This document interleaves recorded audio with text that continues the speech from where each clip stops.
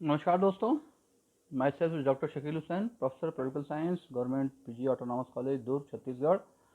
Our college is accredited as A+ by NAAC Bengaluru. आज हम discuss करेंगे थ्योरी ऑफ जस्टिस, प्लेटो की theory of justice, the concept of justice mentioned by Plato in his Republic. तो जैसा कि हम पहले 2-3 वीडियो में चर्चा कर चुके हैं, इसको मैं दोहराऊंगा नहीं. और अगर आप सीधे इसी वीडियो को देख रहे हैं तो निवेदन है मेरा आपसे, रिक्वेस्ट है कि आप पहले मेरे प्लेटो के तीनों वीडियो को देखिए, तो ये बात शायद आपके समझ में आ पाएगी. उसके लिए आप मेरा चैनल सब्सक्राइब कर लीजिए और बेल आइकन को दबाइए, ताकि हमारे बाकी वीडियो, जो उसमें भी काफ़ी संख्या हो गई है वीडियोज़ की, तो आप उसको बाकी को वीडियो को भी देख सकते हैं. चलिए मैं प्लेटो का कॉन्सेप्ट ऑफ जस्टिस शुरू करता हूँ. प्लेटो का कॉन्सेप्ट ऑफ जस्टिस जो है, ये एक मैकेनिज्म है न्याय को प्राप्त करने का. जैसा कि प्लेटो कहता है कि न्याय आइडियल स्टेट की आत्मा है. न्याय के बिना कोई भी स्टेट आइडियल स्टेट नहीं हो सकता है. तो न्याय कोई फिजिकल चीज़ नहीं है, बल्कि मनुष्य की आत्मा में जो 3 नैसर्गिक गुण हैं, एपेटाइट, स्पिरिट और रीजन, क्षुब्धा, साहस और विवेक या ज्ञान, इन तीनों गुणों में को पहचानना और किसी एक गुण जो आपका मौलिक गुण है, जो ओरिजिनल आइडिया है आपके सोल का, उस आइडिया को पहचानना, उस आइडिया के अनुसार, उस गुण के अनुसार अपनी भूमिका को प्राप्त करना, अपने कार्य को करना और दूसरे के कार्य में हस्तक्षेप न करना, यही न्याय है. लेकिन अब प्रश्न उठता है, जब अगर ये न्याय है तो इस भूमिका को प्राप्त करने के लिए आत्मा के मौलिक गुण को पहचाना कैसे जाएगा? By what and how we will able to recognize the original form of our soul? The mechanism, the method is what Plato is prescribing for recognition of our soul, that is education process. जो अपनी आत्मा के मौलिक गुण को पहचानने के लिए प्लेटो जो मार्ग बताता है, that path, that मार्ग is justice. जस्टिस का एक पूरी प्रक्रिया बताता है प्लेटो, और उस प्रक्रिया को हम जब फॉलो करते हैं तो उस प्रक्रिया के प्रत्येक स्तर पर, at every stage of the process of education, we will find a virtue of our soul. हम उस प्रक्रिया के प्रत्येक स्तर पर अपनी आत्मा के मौलिक गुण को प्राप्त करेंगे. उसके 3 स्तर बताता है. और आपको ये जान के बहुत आश्चर्य होगा कि प्लेटो के ज़माने से लेकर आज तक एजुकेशन सिस्टम का पैटर्न नहीं बदला है. जो बेसिक कैरेक्टराइजेशन है, जो उसका स्तरीकरण है, स्ट्रेटिफिकेशन है, वो वही है जो प्लेटो ने बताया था.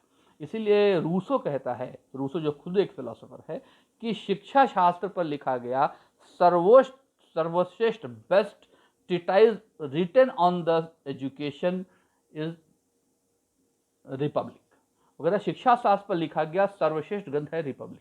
वो कहता है ये तो शिक्षा शास्त्र का ही ग्रंथ है. हालांकि ऐसा नहीं है. प्लेटो ने उसका जो उप टाइटल दिया था, वो जो कंसर्निंग जस्टिस दिया था, न्याय. उसका जो पर्पज है वो न्याय प्राप्त करना है. न्याय प्राप्त करने का मार्ग जो है, सकारात्मक मार्ग, आपको पहले मैंने बताया था कि सकारात्मक मार्ग, positive path is education system. क्या करना है, इसको किए बिना हम आत्मा के मौलिक गुण को पहचान नहीं सकते. जब मौलिक गुण को हम नहीं पहचान सकते तो मौलिक गुण के अनुसार भूमिका प्राप्त नहीं होगी. जब भूमिका प्राप्त नहीं होगी तो बेढप बाजा टाइप का बजेगा, क्योंकि कोई किसी की डफली कैसे बजेगी, किसी की डफली कैसे बजेगी. और प्लेटो कहता है ये उस समय के लोकतंत्र में, एथेंस और स्पार्टा के लोकतंत्र में उस समय बोले यही हो रहा था. यूनान के लोकतंत्र में एक आदमी पहलवान भी था, वही आदमी सैनिक भी था, वही आदमी गायक भी था, वही आदमी नेता भी था. तो एक ही नागरिक 10 प्रकार की भूमिकाएं करता था. तो कहता है ये तो संभव नहीं है. कोई भी व्यक्ति का एक्सपर्टाइज किसी एक काम में हो सकता है. वही व्यक्ति अच्छा संगीतकार भी है, वही अच्छा पेंटर भी है, वही अच्छा जो है सैनिक भी है. यह पॉसिबल नहीं है. हालांकि ये पॉसिबल है. उसके बाद में इसकी क्रिटिसिज्म होती है, और ऐसे इतिहास में एक नहीं दर्जनों उदाहरण आपको मिल जाएंगे जिनके अंदर अद्भुत प्रतिभाएं थी, बहुत नैसर्गिक प्रतिभाएं थी. इतिहास में जो ऐसा कैरेक्टर है जिसको, चूँकि मिडिवल पीरियड का इतिहास सब लोग बहुत ज़्यादा नहीं पढ़े हैं, जो इतिहास के विशेषज्ञ छात्र हैं वही पढ़ते हैं. उसमें एक कैरेक्टर है अमीर खुसरो, जिसका नाम तो लगभग सभी ने सुना होगा. अमीर खुसरो जितना वर्सेटाइल टैलेंटेड आदमी मैंने बहुत कम पाया है. अमीर खुसरो बहुत अच्छा कामयाब सेनापति थे, लेकिन सेनापति के रूप में उनकी कामयाबी कोई मायने नहीं रखती है। उनकी साहित्य और कला के क्षेत्र में जो कामयाबी है, लागा चुनरी में दाग जैसे गीत उनके लिखे हुए हैं। विदाई गीत, लड़कियों के शादियों में जो विदाई गीत गाए जाते हैं, काहे को ब्याहे विदेश अरे सखियाँ बाबुल मोहे, ये उनका लिखा हुआ है। तबला के बारे में कहा जाता है ये उन्होंने आविष्कार किया, पखावज को 2 हिस्से में बांट के। सितार के बारे में कहा जाता है कि सितार का आविष्कार अमीर खुसरो ने किया। तो ये इतना वर्सेटाइल पर्सनालिटी होता है, लेकिन प्लेटो का 2400 साल पहले इस बात को नहीं मानता, और नहीं मानने का उसका कारण ये था कि उस समय जो लोकतंत्र थी उसके हिसाब से वो अच्छी स्थिति में नहीं था, और उसी के कारण सुकरात की हत्या हुई थी। सुकरात के ऊपर एलिगेशंस फालतू लगाए गए थे, क्योंकि सुकरात जैसे ज्ञानवान आदमी की कोई वहाँ पर ज़रूरत समझ में लोगों को नहीं आ रही थी। तो वो कहता है कि वो प्योरेस्ट फॉर्म नहीं था। अब एजुकेशन सिस्टम पर वो आता है, तो एजुकेशन सिस्टम में वो कहता है कि हर स्तर पर आत्मा के मौलिक गुण की पहचान। तो प्लेटो ने जो बताया था 3 स्तर बताए थे, हालांकि 2 बताता है, प्राथमिक शिक्षा और उच्च शिक्षा। तो प्राथमिक शिक्षा की जो 3 स्तर अभी हैं, middle primary education, middle education और इंटरमीडिएट एजुकेशन, यही होता है 5वीं तक, फिर 8वीं तक, फिर 8वीं से 12वीं तक। ये कार्य विभाजन मोटे तौर पर प्लेटो के ज़माने से चला आ रहा है। तो प्लेटो ने शिक्षा में जो नया जो इन्वेंशन किया वो किया कि उसने एथेंस के शिक्षा के व्यक्तिगत और स्पार्टा, एथेंस स्पार्टा 2 बड़े शहर थे वहाँ, 2 बल्कि नगर राज्य थे।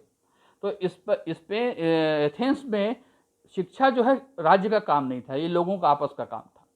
स्पार्टा में इसका उल्टा था, स्पार्टा में शिक्षा राज्य का काम था, सार्वजनिक काम था।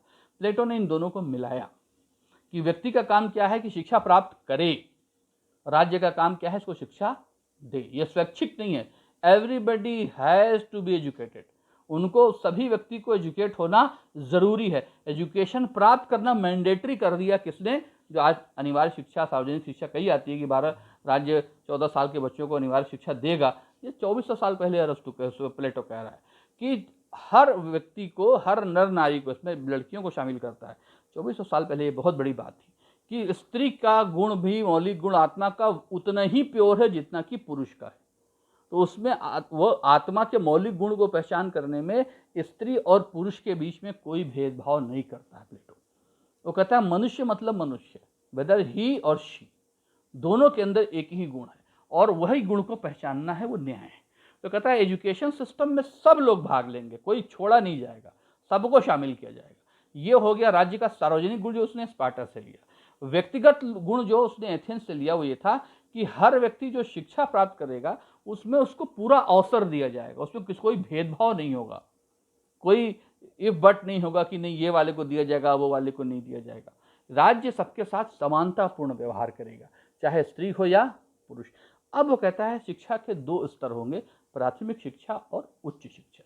अब शिक्षा पे इतना डिटेल रिपब्लिक में इसका डिस्कशन हुआ है, इसका बहुत डिटेल वर्णन जो है सर अर्नेस्ट बार्कर ने ग्रीक पॉलिटिकल थ्योरी में किया है कि उसका जो पाठ्यक्रम पर बहुत बल देता है, और कहता है गणित का ज्ञान बहुत ज़रूरी है। उसने जो विश्वविद्यालय बनाया था उसका नाम था एकेडमी। विश्वविद्यालय के गेट पर लिखा हुआ था जिसको ज्यामिति का ज्ञान, गणित का ज्ञान न हो वो यहाँ घुसे नहीं, प्रवेश न करे इस विश्वविद्यालय में। और यह प्रभाव था उसका पाइथागोरस का। सिराकूज में जब गया था वो मैंने आपको बताया, सिसिली में, तो सिसिली में उसके ऊपर मतलब एक ज़बरदस्त, वो जो किसी का फ़ैन था सुकरात के बाद किसी का, तो वो था पाइथागोरस। पाइथागोरस का बहुत फ़ैन था प्लेटो, पाइथागोरस का बहुत प्रभाव था, और वो प्रभाव गणित के रूप में उसको दिखाई देता है। कहता है गणित इसलिए भी जरूरी, खास करके वो जो उच्च शिक्षा में जाता है तो कहता है वहाँ पर गणित, ज्योतिष है ना, और तर्कशास्त्र, ये 3 पाठ्यक्रम होंगे। तो वो पाठ्यक्रम में की छोटी छोटी बातें शामिल करता है। प्राथमिक शिक्षा के पाठ्यक्रम में वो 2 चीज़ें बहुत महत्वपूर्ण बताता है, संगीत और व्यायाम। लेकिन संगीत से वो डरा हुआ रहता है, क्योंकि संगीत में एक काबिलियत होती है कि आदमी अपना अस्तित्व भूल जाता है, उसको संगीत में इतना डूब जाता है, इतना आनंद आता है कि अपने वजूद को भूल जाता है कि हम क्या हैं। तो कहता है इस प्रकार का संगीत, वो पहले तो हम आपको क्लासिफिकेशन बता दें। प्रारंभिक शिक्षा 6 साल तक, उसके बाद जो मिडिल शिक्षा है 6 से 12 साल तक, और 12 से 18 साल तक। लेकिन ये 18 साल तक की शिक्षा को रखता है क्या, ये एपेटाइट के लिए, उत्पादक वर्ग के लिए। फिर 18 साल यानी कि 20 साल से 30 साल, और 30 साल से 35 साल ये उच्च वर्ग के लिए। और जो प्राथमिक शिक्षा का जो परीक्षा होगी वो 20वें साल में होगी, और उसमें जो फेल होगा ये मान लिया जाएगा कि इसके अंदर उत्पादन का गुण, इसकी आत्मा का जो ओरिजिनल वर्च्यू है वह है, इसके आत्मा का मौलिक गुण जो है वो उत्पादक का है। अब इसको उत्पादन के काम में लगा दिया जाएगा, इसकी पसंद का जो उत्पादन का काम होगा वो ये करेगा, वो चाहे खेती करे, व्यापारी करे, उसको जो अच्छा लगे। लेकिन ये तो तय है कि ये इसके अंदर साहस का गुण और स्पिरिट विजडम का गुण नहीं है, क्योंकि यह अच्छा प्लेटो को अपनी स्क्रीनिंग पर, अपनी परीक्षा पद्धति पर, अपने पाठ्यक्रम पर इतना भरोसा था कि वो मानता था कि इसके आगे ये नहीं जाएगा, मतलब ये उसमें कोई, इससे कोई फिल्टर होकर बच नहीं पाएगा। जैसे कोई आईएएस का एग्जाम पास करता है या कोई नेट का एग्जाम आज पास करता है, तो हम उसकी प्रतिभा पर शक नहीं करते। क्यों नहीं करते? क्योंकि परीक्षा पद्धति इतनी अच्छी है आईएएस की कि हम ये नहीं कर सकते कि ये कोई पैसा वैसा दे के भर्ती हो गया होगा। उसके बारे में हमें बिल्कुल शंका नहीं होती। क्यों? क्योंकि उसका जो सिस्टम है आईएएस की परीक्षा का वो इतना बढ़िया है। तो प्लेटो कहता है जो परीक्षा है वो परीक्षा पाठ्यक्रम और उसके परीक्षा पद्धति पर निर्भर करती है। तो वो उसका फिल्टराइजेशन प्रोसेस इतना अच्छा है कि अब ये तय हो जाएगा कि ये उत्पादक का ही गुण है। उत्पादक के बाद फिर वो 20 से 30 साल तक और शिक्षा देता है। इसका जो पाठ्यक्रम होगा वो होगा गणित, ज्योतिष और तर्कशास्त्र। तर्कशास्त्र जिसका उदाहरण मैं आपको न्याय वाले चैप्टर में दे चुका हूँ कि एक प्रेमाइस माना जाता है। तर्कशास्त्र एनालिटिकल माइंड जो है जिसका डेवलप होता है, उसको डेवलप करने के लिए गणित और तर्कशास्त्र का ज्ञान। ज्योतिष से मतलब उसका एस्ट्रोफिजिक्स टाइप की ज्योतिष है, वो हाथ देकर भविष्य बताने वाला ज्योतिष नहीं। ज्योतिष से उसका है कि गणित और जो भौतिक विज्ञान उस समय तक जितना भी था उसके सम्मिलन से जो आप प्रोजेक्शन करते हैं, दैट इज कॉल्ड ज्योतिष। ज्योतिष से आज के ज्योतिष जो भविष्य वक्ता बताने वाला ज्योतिष है उससे मत समझिए आप। और तर्कशास्त्र लॉजिक के बिना, ये लॉजिक ज्ञान का सर्वोत्तम मतलब उसका प्रकटीकरण है उसके हिसाब से। और वो तब से जो नॉलेज का तर्कशास्त्र का, इसलिए जब आप फिलॉसफी पढ़ेंगे ना, फिलॉसफी में पहला पेपर ही होता है तर्कशास्त्र का। एक मतलब काफ़ी डिटेल में पढ़ाया जाता है लॉजिक को, तर्कशास्त्र को।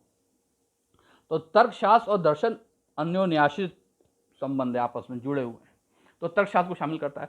अब ये जो व्यायाम और शिक्षा पे खासा आपको एक्सप्लेन कर दें। शिक्षा को कहता है कि शिक्षा में उसने कुछ उदाहरण दिए। जब उस समय जैसे वो कहता है कि बंसी, वीणा को तो स्वीकार करे, बारकर ने लिखा हुआ है कि वीणा को तो स्वीकार करे लेकिन बंसी को स्वीकार ना करे। देखिए ये है किताब अर्नेस्ट बारकर की, यूनानी राजनीतिक चिंतन। ये जब मैं पढ़ता था तब मैंने खरीदा था इसको। अभी ये थोड़ी सी खस्ता हाल में है लेकिन फिर भी अच्छी हाल में है। और ये तब से आज तक इस किताब का दाम नहीं बढ़ा है, लेकिन तब भी लोग खरीदते नहीं।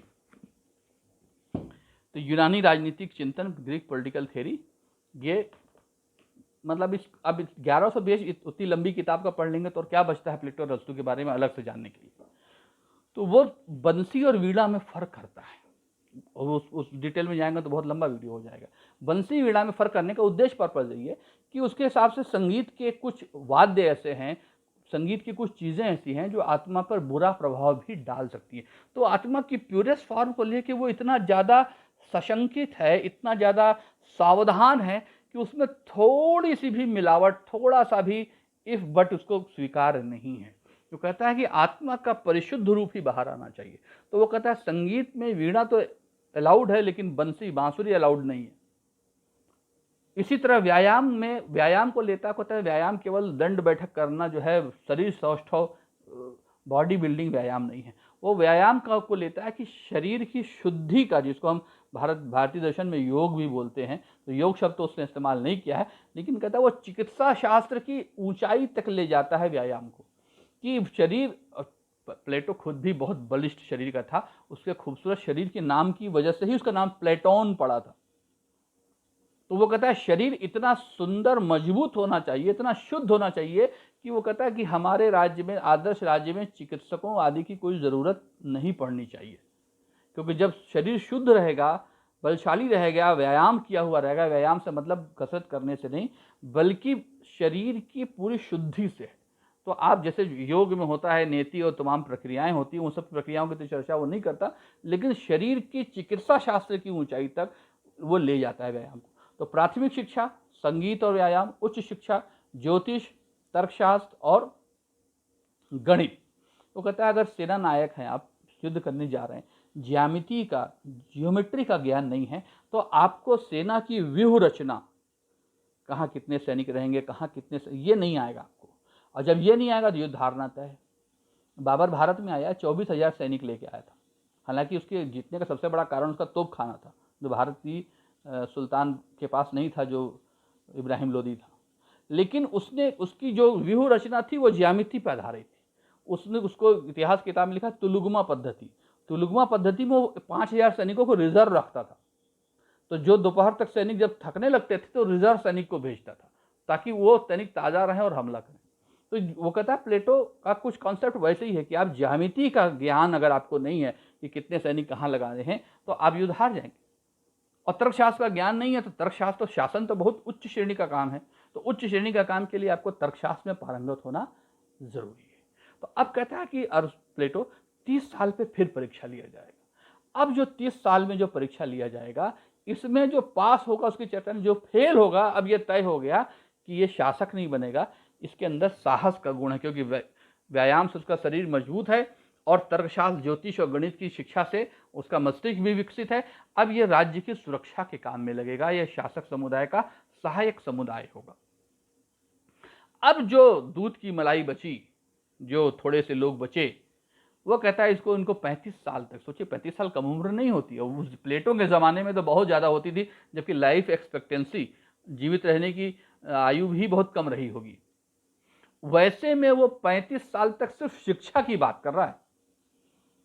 अब आज देखिए कि आज लगभग उसी स्थिति में दुनिया पहुंच गई है कि आज हायर एजुकेशन लेते और प्रोफेशनल डॉक्टर या कुछ बनते, सब करते कुराते 30 साल से ज़्यादा मैंने समय हो ही जाता है। तो कहता है 35 साल, 30 से 35 साल तक अब इनको तर्कशास्त्र की भी उन्नत तर्कशास्त्र की का ज्ञान दिया जाएगा, और उसके बाद 35 साल के बाद अब कोई परीक्षा नहीं होगी, बल्कि 35 साल के बाद इनको कार्य पर भेज दिया जाएगा। वो कार्य क्या होगा? वो कार्य होगा शासन करने का कार्य। अब ये कहता है यह व्यक्ति जो है यह दार्शनिक है, फिलोसोफर है। अब यहाँ पर कॉन्सेप्ट आएगा उसका फिलोसोफर किंग का, जो मैं आपको अगले वीडियो में पहले साम्यवाद बताऊंगा, फिर फिलोसोफर किंग बताऊंगा। तो फिलोसोफर किंग हो जाता। अब ये फिलोसोफर किंग की प्राप्ति हो गई। अब कितने लोग प्राप्त हो गए? एपेटाइट यानी कि उत्पादक प्राप्त हो गया, अब सैनिक प्राप्त हो गया, अब साहस से फिलोसोफर किंग प्राप्त हो गया। अब वो कहता है कि यह इन 3 लोगों को जो हमारी प्राप्ति हो चुकी है, यह अपने अपने कार्य को करेंगे और दूसरे के काम में हस्तक्षेप अब नहीं करेंगे, क्योंकि इनकी आत्मा के वर्चू की पहचान हो चुकी है।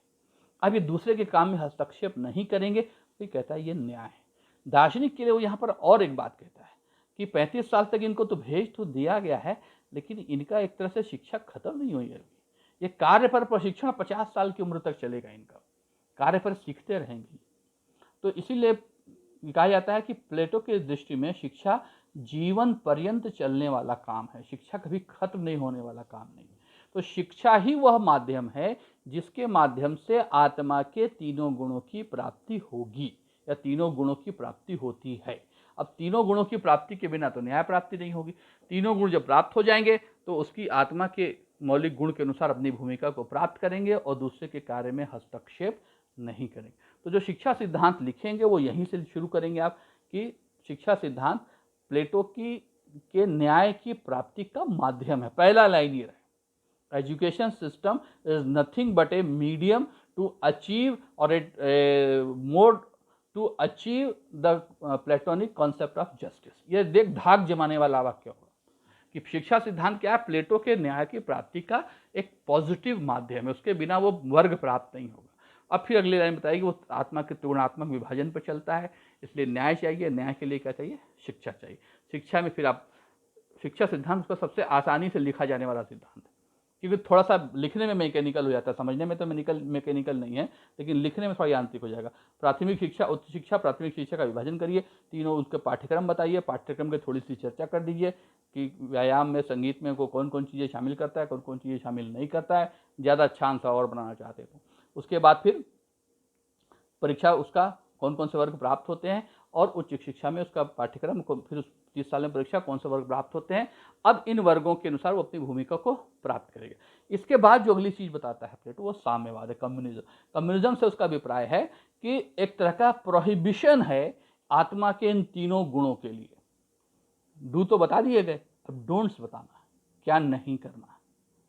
तो ये जो क्या नहीं करने वाला मार्ग है उसको कहता है कम्युनिज्म से अभिप्राय आजकल के कम्युनिज्म जो मार्क्स के बाद का कम्युनिज्म है, उससे प्लेटो के कम्युनिज्म का कोई लेना देना नहीं, केवल शब्द वही है। अदरवाइज कम्युनिज्म का मतलब ये उसका नकारात्मक अर्थ में यह है कि वो क्या नहीं करना है ये काम बताता है। उसको हम अगले वीडियो में चर्चा करेंगे। आपको लेक्चर पसंद आया तो सब्सक्राइब करिए, बेल आइकन दबाइए, ताकि आपको अगला लेक्चर जो भी वीडियो जारी हो तत्काल आपको सूचना मिल जाए, और अगले वीडियो में हम चर्चा करेंगे। साम्यवाद। धन्यवाद।